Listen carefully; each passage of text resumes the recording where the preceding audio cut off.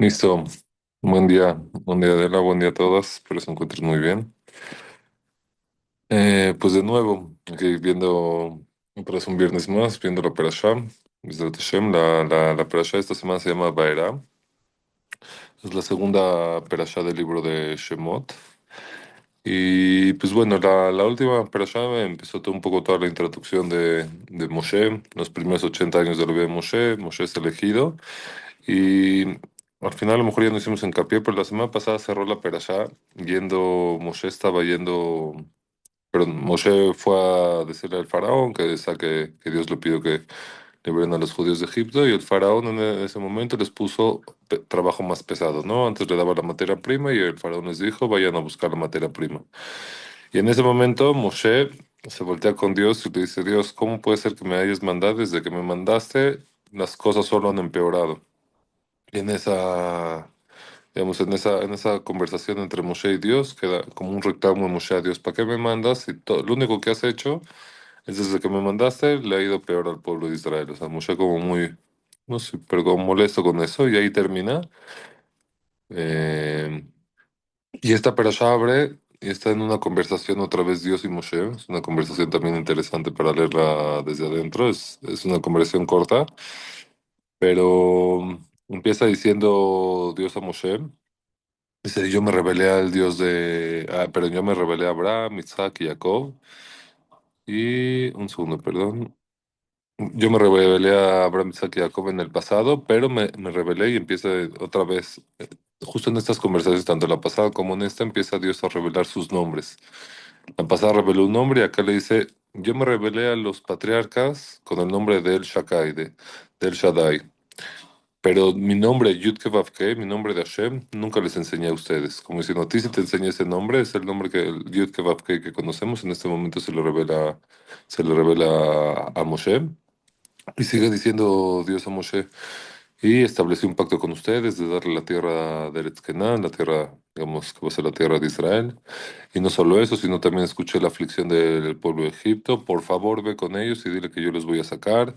Les voy a salvar de este sufrimiento, de este yugo que tienen de Egipto, y lo redimiré. Y aquí vienen los cuatro lenguajes de redención que habla Dios con Moshe, que entre paréntesis son los cuatro lenguajes por los que hacemos en Pesach, tomamos las cuatro copas, y los redimiré, y los salvaré, etcétera, etcétera, con mano extendida. Y los sacaré de este pueblo y seré su Dios. Yo soy Dios su Dios, que los sacaré debajo del yugo de Egipto. Y no solo eso, sino también le dice Dios a Moshe, los llevaré a la tierra de Eretz Israel, la tierra que le prometí a Abraham, Isaac y Jacob, se las daré como herencia a ustedes, y etcétera. Y después de decirle Dios eso a Moshe, le dice, por favor, ahora ve, perdón, o sea, después de que Dios entra que entra Moshe en esta conversación y Dios le dice, contigo me revelé de otra manera, me estoy revelando de una manera mucho más cercana, con mucho más compasión, o sea, como un poco apaciguando esto que Moshe le reclama, ¿por qué le está yendo peor a Israel? Pero no solo eso, sino le vuelve Dios a prometer a Moshe, le dice, les voy a dar la tierra de Israel, los voy a traer a la tierra de Israel, y por favor ve y dile todo esto a tu pueblo. Aquí viene uno de los versículos que más me gustan de la Torah, porque trae no sé los que más me gustan, pero me mueve mucho. Entonces Dios le habla a Moshe, le habla con compasión, le revela su nombre divino, y le dice, ve y dile todo esto al pueblo de Israel. Vamos yo con el pueblo de Israel, y el famoso versículo que dice, y Moshe le dijo así al pueblo, y no escucharon a Moshe, mi kotze ruach u mi avodah kasha.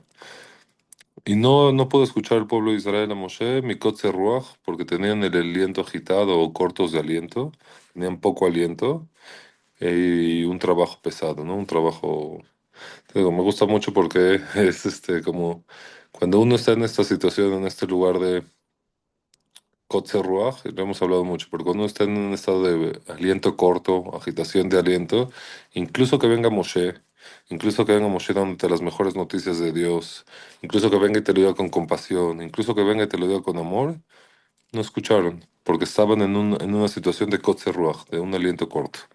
Pero bueno, luego sigue diciendo la perashá, nomás voy a hacer un resumen rápido. Bueno, Dios le promete que los sacará de Egipto. el pueblo de Israel no escucha. Y luego Moshe otra vez vuelve a decir, yo no puedo hablar, yo soy como si se soy tartamudo, yo no me cuesta trabajo expresarse.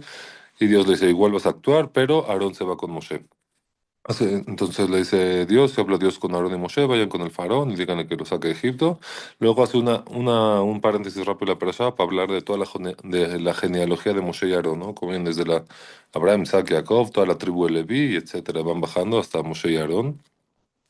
Llegan Moshe y Aarón con el faraón, toda la historia, todo esto sí en alguna película o lo han escuchado en los Eders, o lo han leído dentro de la Torah, pero es toda esta historia famosa, ¿no? Como llegan con el faraón, se convierte en serpiente el bastón, los magos también hacen esa misma magia, se come después la serpiente del palo de Aarón, se come las serpientes de los magos y empieza, como que no crece y cree, y empieza la serie de las 7 plagas. En esta perashá salen 7 plagas, la siguiente perashá vienen las últimas 3 plagas, pero vienen las plagas, ¿no? De la sangre, como todo el río Nilo y todo el agua se convierte en... Digo, hay mucho que hablar de cada una de las plagas y todas estas confrontaciones, pero está sangre, luego vienen las ranas, luego vienen los piojos. En los piojos es la primera, bueno, que reconocen los magos que no pueden hacer esa magia, hasta las ranas y la sangre sí lo habían hecho. Luego vienen los animales salvajes, luego viene la peste, que es toda la muerte del ganado egipcio. Luego vienen ¿cómo se llaman? Las ampollas, las úlceras que había dentro de todo el pueblo de Egipto. Y luego viene el granizo, que eran estos pedazos de granizo, incluso con fuego. Y pues bueno, aquí nos empieza a enseñar todo cómo Dios va quitándole todos estos ídolos o todos estos... Sí, cómo Dios va tomando control, ¿no? Va mostrando su poder en contra del pueblo egipcio, a favor del pueblo de Israel y, pues bueno, durante todo este año. Y en eso termina la perashá, ¿no? En la última perashá de donde va a entrar la perashá, donde va a entrar las últimas 3 plagas. En ese lugar termina, que son las langostas, la oscuridad y la muerte de los primogénitos. Entonces, esta es la perashá. Y ahí, bueno, como siempre, Rapsak le da una visión o voltea a ver algo muy interesante. Y esta vez ahí era uno de los temas que al menos yo cuando empecé en mi camino espiritual, no sé por qué me motivaban tanto, o me gustaban tanto, o se hablaban mucho en esa época, ya hace unos varios años. Es el concepto de libre albedrío. Como que siempre era apasionante el concepto no sé, en esa época, cuando estaba empezando mi camino espiritual, si hay libre albedrío, no hay, hasta dónde, quién sí, quién no. Habían muchas historias al respecto del libre albedrío, pero hay una parte, entonces siempre, al menos en la Torah, como siempre lo aprendí, somos hombres libres, somos hombres, mujeres que decidimos nuestro camino, que tomamos decisiones, somos responsables de nuestras decisiones, con ciertas acotaciones, pero siempre como esta parte de libertad. Pero había algo en la Torah que como que o sea, parecía que era lo contrario. En esta historia de la Perashá es el endurecimiento del corazón del faraón. Entonces, cada vez que venía Moshe, o así parece, ¿no? En primera instancia, cada vez que venía Moshe y le decía, Vamos quiero salvar, Dios nos pidió, vamos, salvemos al pueblo", y decía la perashá, increíblemente, y Dios endureció el corazón del faraón y no los dejó salir. Bueno, siguiente plaga, otra vez, ¿no? Moshe, deja salir al pueblo, y decía, Dios endureció el corazón del faraón y no los dejó salir. Como siempre, la pregunta que saltaba acá es el libre albedrío. ¿Cómo puede ser que Dios castiga al faraón si le quitó el libre albedrío para elegir, le endureció su corazón? Entonces, bueno, era fascinante todos esos temas. Y Rapsax va a hablar y va a acotar sobre eso. Entonces, ahí va a ser el enfoque de hoy. Y ahora sí dice así, y le voy a leer directamente de Rapsax.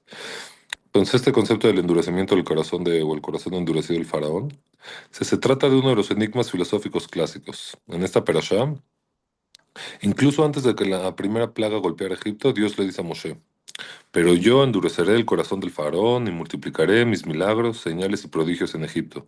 Él no te escuchará. Entonces pondré mi mano sobre Egipto y con poderosos actos de juicio sacaré a mis huestes, a mi pueblo, los israelitas. Y los egipcios sabrán que yo soy el Eterno, cuando extienda mi mano contra Egipto y saque de ahí a los israelitas". Claramente Dios le dice: "Voy a endurecer el corazón del faraón". El problema es obvio. Si fue Dios quien endureció el corazón del faraón, entonces ¿dónde estaba su libertad de elegir? O bien el monarca egipcio, el faraón, tuvo una genuina capacidad de elección o no contó con ella. O eligió o no eligió. Si la tuvo, fue el faraón y no Dios el responsable del endurecimiento de su corazón. Si no contó con esa libertad, Si fue Dios quien actuó sobre él controlando sus respuestas y determinando sus reacciones, entonces la pregunta sería, ¿cómo podría el faraón ser culpable y digno de recibir un castigo?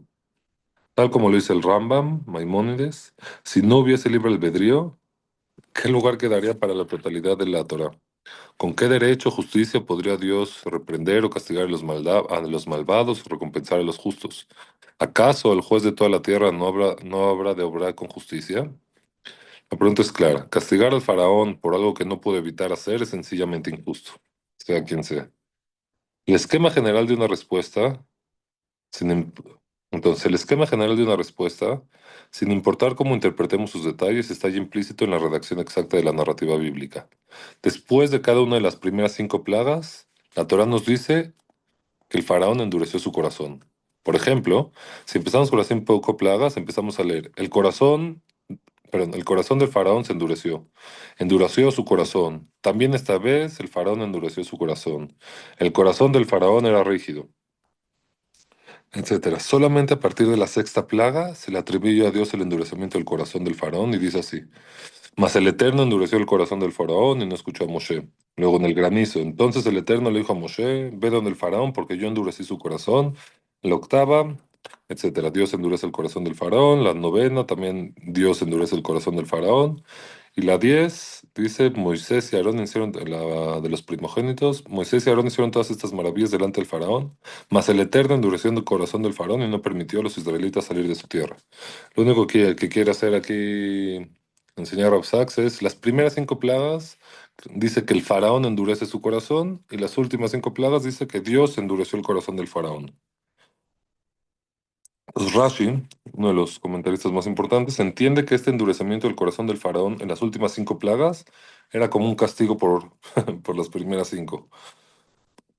Quiere decir, cuando fue la propia obstinación del faraón lo que condujo, o sea, cuando primero las primeras 5 plagas, claramente dice Rashi, el faraón endureció su corazón, por lo tanto, como consecuencia de eso, Dios endurece su corazón para las últimas 5 plagas.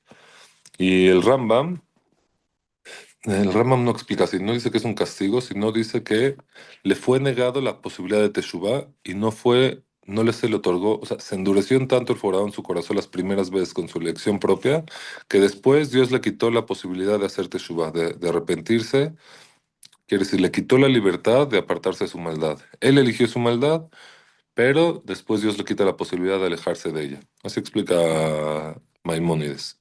Otros dos comentaristas, el Sforno principal, ofrece una interpretación distinta. Dios endureció el corazón del faraón precisamente para restaurar su libre albedrío. Este es otro extremo completo. Pero dice así, después de las plagas que habían devastado al país, entonces el faraón tenía una enorme presión de dejar libres al pueblo de Israel. Si lo hubiese hecho no habría sido por su libre elección, sino por una causa de fuerza mayor. Quiere decir, el faraón tenía tanta presión de su pueblo que obviamente iba a dejar libre al pueblo de Israel. Entonces, en estos comentaristas, el Sforno dice que Dios endureció su corazón para, para que sea genuinamente libre para optar por un sí o por un no. Es muy interesante lo que están diciendo, porque en el libre albedrío dice incluso que si tu corazón, digamos, no está 50-50, si tu corazón está claramente dirigido por presión o por lo que sea a elegir una cosa, entonces Dios te pone las pruebas al 50-50, te pone como las pruebas para que tengas una decisión libre y ahí puedas elegir. Entonces son las tres opiniones principales. Rashi dice que como castigo de que él endureció su corazón las primeras 5 plagas, Dios le endurece el corazón después. El Rambam dice no, solo le quita la posibilidad de hacer teshuvah. Y el Esforno dice no, se le endurece el corazón para generarle una posibilidad de libre albedrío al faraón. Ok, entonces dice así. Dice, vamos a leer una Gemara para ver con mayor sutileza y simpleza. Dice así, dijo Rabashi, al principio el Yetzer Hará es delgada como la tela de una araña, pero al final se vuelve gruesa como la soga de un carruaje. Muy interesante esto. Al principio el Yetzer Hará, la inclinación del mal, es delgada como la tela de una araña, pero al final se vuelve gruesa como la soga de un carruaje. Sobre esto dijo Rabba, al principio el Yetzer Hará es llamada viajera, luego es llamada invitada y finalmente dueña de la casa. Entonces dice así Rav Sachs, el mal tiene dos facetas. La primera, orientada hacia el mundo exterior. Es aquello que se le inflige a la víctima. La segunda es orientada hacia adentro, es lo que le ocurre a quien lo perpetra. Quiere decir, el mal atrapa al malhechor en su propia red. Lento, pero seguro. Quien obra mal pierde su libertad y se convierte ya no en un amo del mal, sino en su esclavo. Está muy interesante esto. Dice, perdón. El mal atrapa al malhechor en su propia red. Lento pero seguro, quien obra mal pierde su libertad y se convierte ya no en el amo del mal, sino en su esclavo. De hecho, este faraón es una figura trágica, ¿ok? Y trae algunos ejemplos de otras, en Lady Macbeth o el Capitán Ahab en Moby Dick, como atrapado por una obsesión que pudo tener un, perdón, que en el inicio tenía aristas racionales, correctas o erradas, pero que luego se apoderó del monarca llevando a la perdición no solo a él, sino a quienes lo rodean. Esto se señala de manera sencilla pero hábil en el inicio de la siguiente parashá, cuando los propios asesores del faraón le dicen, dejan ir al pueblo para que sirvan a su Dios. ¿Aún no te has dado cuenta que Egipto está arruinado? Pero el faraón ya ha dejado atrás la racionalidad y ya no es capaz de oírlos. Uno inicia el mal y luego el mal te atrapa y te hace su esclavo. Se trata de un relato convincente y nos ayuda a comprender no solamente al faraón, sino también a personajes como Hitler o Stalin, otros tiranos en la actualidad. Incluye también una pista o insinuación realmente fundamental para entender qué es lo que hace única a la Torá en el género de la literatura religiosa. De por qué la Torá enseña sus verdades morales por medio de narraciones, en vez de recurrir, por una parte, a las disertaciones filosóficas o cuasi científicas, o por la otra al mito y a la parábola. Dice, compara el tratamiento que le da la Torá al libre albedrío con el de las grandes teorías filosóficas o científicas, dice Rob Sachs. Para esos otros sistemas, la libertad es casi invariablemente una cosa o la otra. O siempre somos libres o nunca lo somos. Algunos sistemas de pensamiento sostienen lo primero, que somos libres.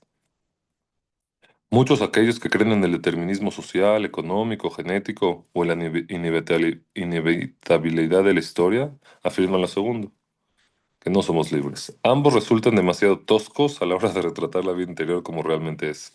Si siempre somos libres o si nunca somos libres, parece algo tosco. La creencia de que la libertad es un fenómeno de todo o nada, que la tenemos todo el tiempo, no la poseemos nunca, nos ciega al hecho de que existen grados de libertad. Esta puede ser ganada o perdida, y su pérdida es gradual. A menos que la voluntad se ejercite constantemente, ésta se atrofia y muere. Entonces, dejamos de ser sujetos y nos transformamos en objetos arrastrados por las mareas de la moda, por el capricho del deseo, o por la pasión que se vuelve obsesión. Qué interesante es. Pues existen grados de libertad, puede ser ganada o perdida y su pérdida es gradual. A menos que la voluntad se ejercite constantemente, ésta se atrofia y muere. Entonces, dejamos de ser sujetos y nos transformamos en objetos, arrastrados por las mareas de la moda, por el capricho del deseo, por la pasión que se vuelve obsesión. Solamente una narración puede retratar la sutileza del lento descenso del faraón hacia la locura autodestructiva. Creo que esto es lo que hace que la Torah resulte más fidedigna a la condición humana que sus contrapartes filosóficas o científicas. Obviamente, Faraón es todo el mundo. El monarca del imperio más grande de la antigüedad gobernaba a todos menos a sí mismo. No eran los hebreos, sino él quien realmente estaba esclavizado, subyugado a su obsesada, a su insistencia de que él y no Dios era quien regía la historia. De ahí la profunda observación que dice Benzomá en Pirkei Avot, que dice, ¿quién es el poderoso? No aquel que puede conquistar a sus enemigos, sino ¿quién es el poderoso? Dice Pirkei Avot, dice Benzomá, aquel que se domina a sí mismo. Son muchas las cosas que influyen sobre nosotros, nuestros genes, nuestros padres, nuestra primera infancia, nuestra raza, credo, cultura, clase social, y las persuasiones y presiones que ejerce sobre nosotros la sociedad que nos rodea. Pero influencia no es control. Las causas no obligan. Fue un sobreviviente de Auschwitz, Viktor Frankl, quien descubrió en aquel reino de la pesadilla la verdad a la cual dedicaría posteriormente su vida. Él dijo, los nazis intentaron quitarnos todo vestigio de nuestra humanidad, pero hubo una libertad que no pudieron arrebatarnos, la libertad de decidir cómo reaccionar. Y citando a Viktor Frankl, los que vivimos en campos de concentración podemos recordar a las personas que caminaban entre las barracas consolando a los demás, regalando su último pedazo de pan. Puede que hayan sido pocos en número, pero dan testimonio de que se le puede quitar todo a un ser humano salvo una cosa, La última de las libertades humanas, la de escoger la actitud a adoptar en cada conjunto de circunstancias dadas, la de elegir el propio camino. Cierro la cita y dice Rav Sachs, en el corazón del judaísmo está la fe en la libertad, nuestra fe en la libertad de Dios y la fe de Dios en nuestra propia libertad. En el corazón del judaísmo está la fe en la libertad, nuestra fe en la libertad de Dios y la fe de Dios en nuestra propia libertad. Entre otras cosas, el judaísmo es un tutorial continuo de la libertad, de la capacidad de decir no, de vencer el instinto por medio de la conciencia, de resistir la locura de las multitudes y de sus ídolos. Ello requiere de disciplina y de la capacidad de mantenerse un tanto apartado de la sociedad, aun cuando se continúe contribuyendo con ella. Ser judío es saber que, si bien estamos aquí, estamos también en otros lugares. Vivimos en el tiempo, pero hacia nosotros se dirige la voz de aquel que trasciende el tiempo. El faraón nació libre, pero se transformó en esclavo de sí mismo. Moisés nació en el seno de una nación de esclavos, pero los condujo a la libertad. Fácil de perder, difícil de preservar. La libertad es nuestro bien más preciado, pero debe ser ejercida si es que se desea retenerla. Debe ser ejercida si es que se desea retenerla. Su mayor disciplina es permitir que la voluntad divina desafíe la nuestra. Ese es el camino a la libertad y la cura para la dureza del corazón. Shabbat Shalom para todos. Que sean muy bendecidos. Bonito día. No sé si hay alguna pregunta o comentario. Sean muy felices. Shabbat Shalom. Qué hermoso, Dios, gracias. Me Gracias, conmovió Shabbat Gracias. muchísimo. Shalom. Regina, gracias. Gracias a todos. Chávez. Gracias, Iván. Gracias.